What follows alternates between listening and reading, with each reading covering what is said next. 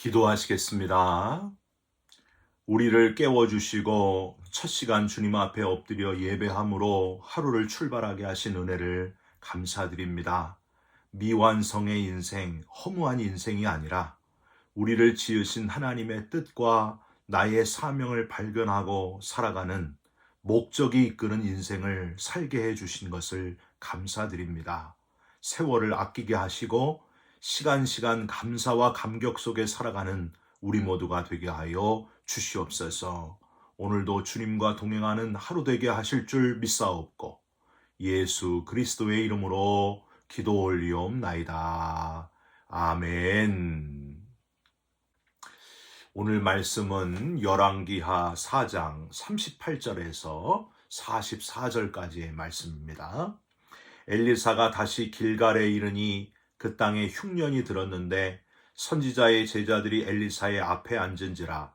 엘리사가 자기 사환에게 이르되 큰 솥을 걸고 선지자의 제자들을 위하여 국을 끓이라 하매 한 사람이 채소를 캐러 들에 나가 들포도 덩굴을 만나 그것에서 들호박을 따서 옷자락에 채워가지고 돌아와 썰어 국 끓이는 솥에 넣되 그들은 무엇인지 알지 못한지라. 이에 퍼다가 무리에게 주어 먹게 하였더니 무리가 국을 먹다가 그들이 외쳐 이르되 하나님의 사람이여 솥에 죽음의 독이 있나이다 하고 능히 먹지 못하는지라. 엘리사가 이르되 그러면 가루를 가져오라 하여 솥에 던지고 이르되 퍼다가 무리에게 주어 먹게 하라 하매 이에 솥 가운데 독이 없어지니라.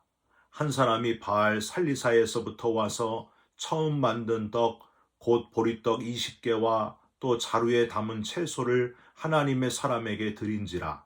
그가 이르되 무리에게 주어 먹게 하라. 그 사환이 이르되 내가 어찌 이것을 100명에게 주겠나이까 하나 엘리사는 또 이르되 무리에게 주어 먹게 하라. 여호와의 말씀이 그들이 먹고 남으리라 하셨느니라. 그가 그들 앞에 주었더니 여호와께서 말씀하신 대로 먹고 남았더라. 아멘. 오늘은 열왕기하 4장 38절부터 44절의 말씀으로 무리에게 주어 먹게 하라. 무리에게 주어 먹게 하라 라는 제목의 말씀을 함께 나누고 기도하는 시간을 갖겠습니다. 여러분, 오병이어라는 말은 무슨 뜻인지 여러분 다 알고 계시죠? 신앙생활 하신 지 얼마 안 되신 분들은 좀 생소하실 겁니다. 오병이어, 여기서 이 오병은 5개의 떡이란 뜻이고요. 이어는 2마리의 물고기라는 뜻입니다. 마태복음 14장 13절에서 21절, 마가복음 6장 31절에서 44절, 누가복음 9장 10절에서 17절, 요한복음 6장 5절에서 15절, 이렇게 사복음서에 다 나올 정도로 아주 중요한 오병이어의 기적, 예수님이 베푸신 대표적인 기적이 바로 이 오병이어의 기적입니다. 이 기적은 유월절 절기와 아주 깊이 관련이 있고요. 육적인 양식뿐만이 아니라 영적인 생명을 위한 신령한 음식을 베풀어 주시는 구원의 예수님을 상징하는 표적이 되기도 합니다. 그래서 더 중요하다는 거예요. 특별히 소년의 도시락이란 이름으로 주일학교, 교회학교에서 가장 많이 어린이들에게 들려준 설교, 지금도 계속 단골로 등장하는 대표적인 어린이 설교의 주제 본문이기도 합니다. 이 오병이어의 기적. 소년이 자원하여 오병이어 도시락을 가져올 때에 5,000명을 다 먹이시고 12광주리가 남게 하셨다 하는 이야기는 정말 신비하고도 놀라운 주님의 역사하심이다 라고 밖에 드릴 말씀이 없습니다. 참 신기하지 않습니까? 신약에 이렇게 오병이어의 기적이 있다면요, 구약에도 오병이어하고 아주 비슷한 기적이 있습니다. 5,000명까지는 아니지만은 100명이나 되는 사람들을 보리떡 20개와 채소로 100명이 먹고도 남은 사건이 있었는데 20병 채소 기적이라고 해야 될까요? 바로 오늘 본문의 그 기적이 등장하고 있습니다. 엘리사의 기적 모음집인 열왕기하 4장에 나오는 5가지 기적 중에 맨 마지막 기적이에요. 오늘 본문 42절부터 마지막 44절까지가 바로 이 기적의 내용입니다. 42절을 한번 보세요. 한 사람이 바알 살리사에서부터 와서 처음 만든 보리떡 20개와 또 자루에 담은 채소를 하나님의 사람에게 드린지라. 맨 마지막 44절, 그가 즉 엘리사가 그들에게 주었더니 여호와께서 말씀하신 대로 먹고 남았더라 라고 되어 있습니다. 오늘 앞부분보다도 이렇게 뒷부분, 이 20병 채소 기적을 먼저 함께 묵상하고자 합니다. 이 기적도 역시 오병이어의 기적이 단순히 많은 사람이 먹는 그걸 알려주기 위한 기적이 아니었던 것처럼 표면적으로 엘리사에게 큰 능력이 있다든가 엘리사가 구한 대로 엘리야보다 갑절의 영적인 능력이 임했다는 것을 보여주기 위한 것도 맞기는 맞는데 약하다고 하는 거예요. 가장 설득력 있는 오늘 본문의 해석은 무리에게 주어 먹게 하라. 요 문장을 반복적으로 명하는 엘리사의 말 속에서 우리는 그 정확한 해석을 찾을 수 있다. 이렇게 생각합니다. 앞부분의 기적 끝에 41절에 무리에게 주어 먹게 하라 라고 했고요. 42절과 43절에도 이 100명을 이제 먹인 그 기적, 거기에도 총 2번이나 더, 그러니까 전체적으로 3번이나 무리에게 주어 먹게 하라 하는 표현이 나온다고 하는 거예요. 여기서 우리는 첫 번째로 내 개인적으로 욕심내어 나만 먹겠다고 살아가는 세상과 다른 기준으로 살라 하는 의미가 담겨 있는 것을 우리는 발견할 수 있습니다. 세상 사람들은 다 나를 위해 사는 거예요. 나만 위해서 사는 거예요. 그런데 하나님은 다른 사람에게 주어 먹게 하라. 이게 하나님의 뜻이라고 하는 거예요. 우리가 무리에게 주어 먹도록 나누어 주어 함께 먹는 공동체를 이루라. 믿음의 사람들이 이 땅에서 이루어야 될 공동체가 바로 이 공동체라고 하는 거예요. 구약 성경에 여리고성 전투를 할 때에 혼자만 먹겠다고 한 사람이 있어요. 누구예요? 아간이라고 하는 사람. 그래서 어떻게 됩니까? 제비 뽑아서 이게 발각이 되고 신할산의 아름다운 외투, 금덩이, 은덩어리 이런 거 다 혼자 몰래 빼돌리다가 결국엔 이게 제비 뽑아 발견이 되고 사람들이 돌을 던져 아골골짝 돌무덤을 만들게 됩니다.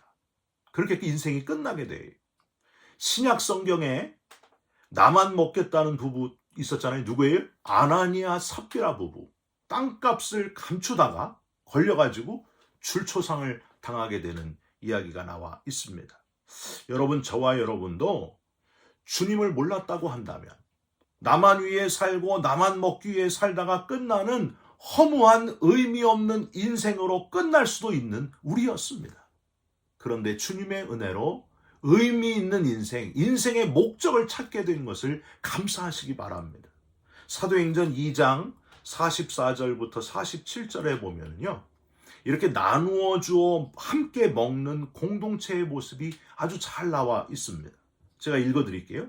믿는 사람이 다 함께 있어 모든 물건을 서로 통용하고 또 재산과 소유를 팔아 각 사람의 필요를 따라 나눠주며 날마다 마음을 같이하여 성전에 모이기를 힘쓰고 집에서 떡을 떼며 기쁨과 순전한 마음으로 음식을 먹고 하나님을 찬미하며 또 온 백성에게 칭송을 받으니 주께서 구원받는 사람을 날마다 더하게 하시니라.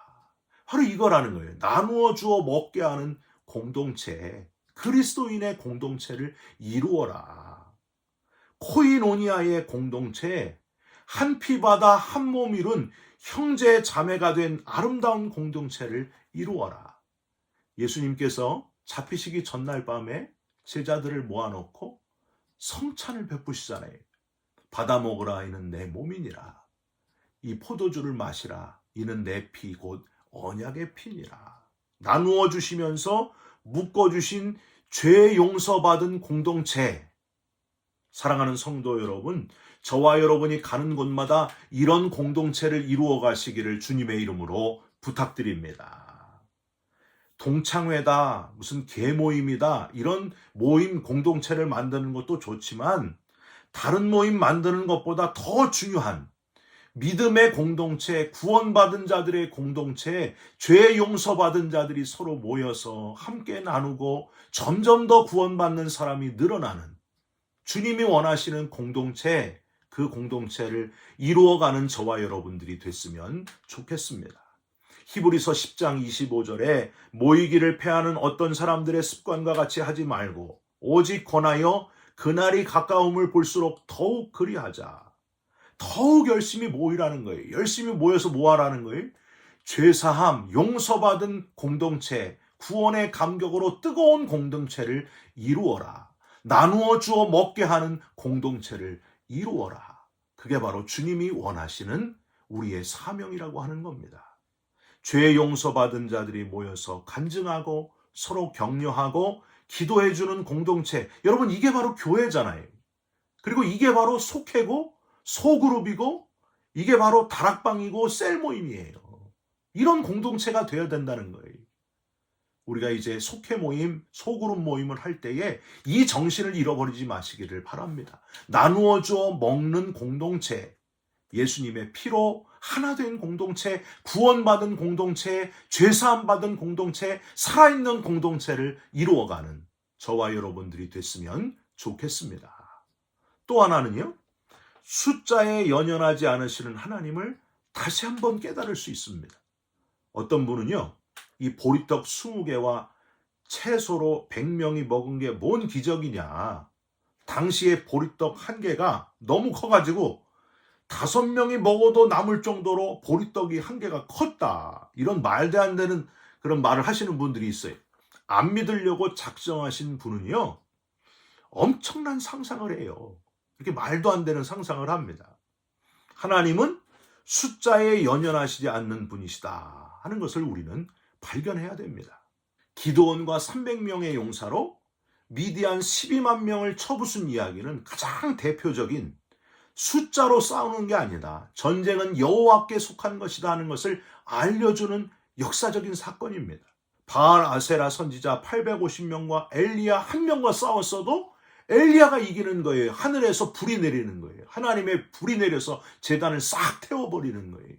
그 놀라운 역사. 하나님은 숫자에 연연하지 않으시는 하나님이시다. 이렇게 숫자에 연연하지 않으시는 하나님이신데 다윗은 인구조사를 해가지고 내 군사가 얼마나 되나 숫자에 막 연연해가지고 하나님께서 다윗에게 벌을 내리시잖아요. 7만 명이 갑자기 죽는 그런 벌을 내리시지 않습니까? 여러분, 지금 저와 여러분 앞에 어떤 문제가 있습니까? 그 문제 앞에서 계산기 두드리고 있는 분 막 이걸 뭐 어떻게 해결해야 되나, 돈으로 해결해야 되나 이렇게 고민하시는 분 있습니까?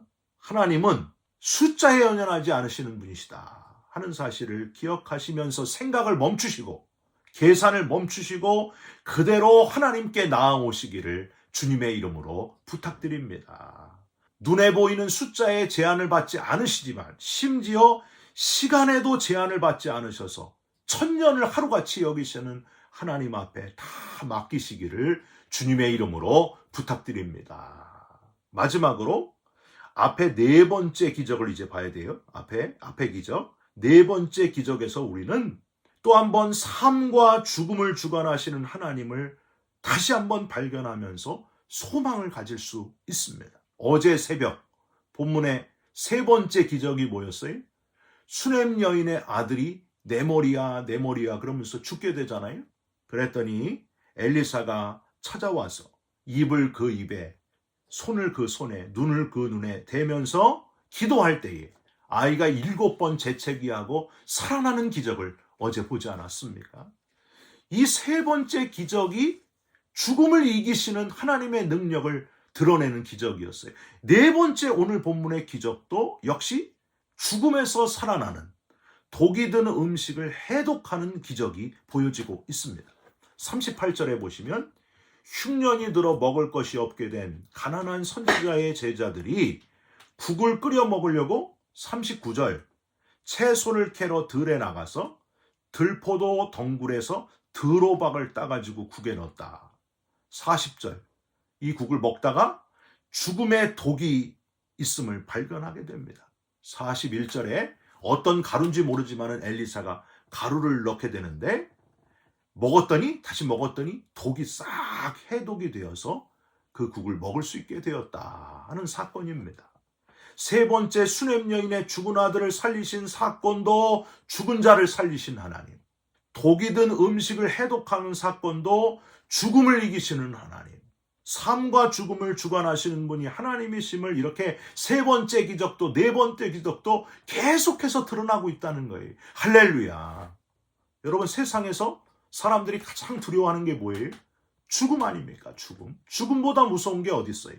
그런데 그 죽음의 문제를 해결하시고 3일 만에 부활하셔서 영생의 삶을 우리에게 알려주신 분, 부활의 첫 열매가 되신 분이 바로 예수님이셨습니다. 사랑하는 성도 여러분, 예수님의 십자가의 죽음보다 부활의 기적보다 더 큰 기적이 없다는 사실, 천하보다 나를 더 사랑하셔서 독생자를 죽이시면서까지 우리를 사랑하신 그 엄청난 사랑을 받은 우리들, 또 죽음으로 끝나는 것이 아니라 부활의 나라에 들어가게 될 우리들, 할렐루야. 여러분, 이 놀라운 소망을 저와 여러분들이 가지고 있다는 사실을 늘 기억하시면서 날마다 기적을 베푸시는 하나님과 동행하는 승리의 삶을 살아가시기를 주님의 이름으로 축원드립니다. 기도하겠습니다. 하나님, 엘리사의 네 번째, 다섯 번째 기적을 통해서 깨달음을 주시니 감사드립니다. 숫자에 연연하지 않으시는 능력의 하나님을 의지하는 자가 되게 하여 주시옵소서. 삶과 죽음을 주관하시는 하나님, 죽음을 이기시고 부활하신 주를 의지하여 소망을 잃지 않고 살아가는 우리 모두가 되게 하여 주시옵소서. 나만 먹는 인생이 아니라 나누어 주어 먹게 하라. 함께 먹는 공동체를 이루면서 살아가는 참 그리스도인들이 다 되게 하여 주시옵소서. 예수 그리스도의 이름으로 기도 올리옵나이다. 아멘. 하늘에 계신 우리 아버지여, 이름이 거룩히 여김을 받으시오며 나라가 임하시오며 뜻이 하늘에서 이룬 것 같이 땅에서도 이루어지이다.